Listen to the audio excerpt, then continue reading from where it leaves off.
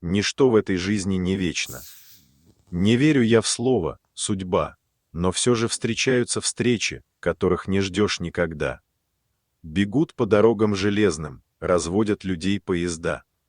Одних разлучают навечно, сближают других навсегда.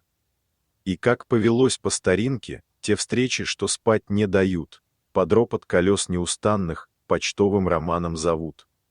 Два слова, а сколько в них жизни, хоть целую повесть пиши. Какие сердечные страсти, какие порывы души. И лирики сколько при этом. Ведь встречи как миг коротки.